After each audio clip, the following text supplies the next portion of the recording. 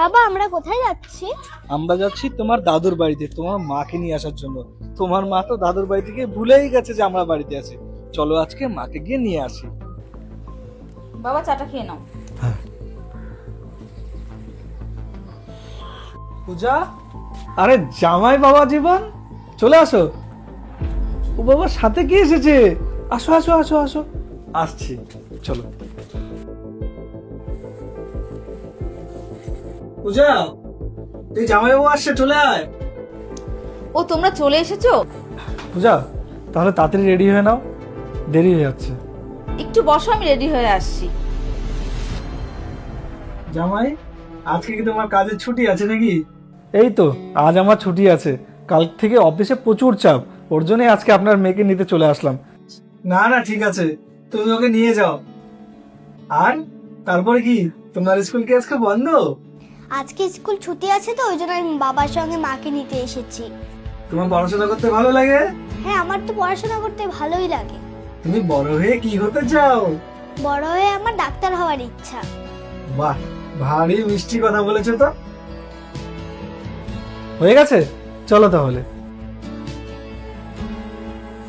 বাবা তাহলে আমি আসি, ঠিকঠাক ওষুধপত্র খেয়ে নিও আর সময় মতো খাওয়াটা খেয়ে নিও। ওহো, আবার কাঁদতে যাচ্ছিস সেই জন্য? বাবা, মা দাদুর বাড়ি থেকে চলে যাচ্ছে বলে কাঁদছে কেন? আসিস তো 2-3 দিনের জন্য, আবার তোদের কান্দার কি হলো? আরে এটা নাটক, এটা ফর্মালিটি। এখন চলে যাচ্ছে আমার বাড়ি থেকে, আবার কাজ করতে হবে না, ওর জন্য নাটক করছে। আচ্ছা জামাই, তোমাকে আমি আজকে একটা কথা বলি। বাবাদের চোখে জল কিন্তু সহজে আসে না। তোমার ঘরেও একটা মেয়ে আছে, কাল বাদে পরশু উপযুক্ত বয়স হলে মেয়েটাকে কিন্তু তুমি বিয়ে দিবে। আর তখনই বুঝতে পারবে যে এই কলিজার টুকরাটাকে যখন তুমি অন্য কারোর হাতে তুলে দিবে না, তখন তুমি ওর ব্যথাটা বুঝতে পারবে। আরে আমি তো ওর সাথে একটু ইয়ার্কি করলাম। আমরা বাপ বেটি মিলে কোন রকম নাটক করছিলাম না। তুমি তোমার মেয়েকে যে জিনিসটা বুঝালে। আমার কিন্তু আগে পিছে আর কেউ নেই, আমার মেয়ে আছে আর তোমরাই আছো। ওর জন্য কোনো সময় মেয়ের বাবাকে ব্যঙ্গ করবে না, কারণ তোমার ঘরেও একটা মেয়ে আছে। কিন্তু কথাটা কি বুঝাতে পারলাম? আর যদি কিছু ভুল বলে থাকি তাহলে ক্ষমা করে দিও আমাকে। আমায় ক্ষমা করে দিন, ইয়ার কিছু হলে আপনার মনে দুঃখ দিয়েছি, আমায় ক্ষমা করে দিন। ঠিক আছে পূজা, চলো। যা মা, তুই চলে যাও।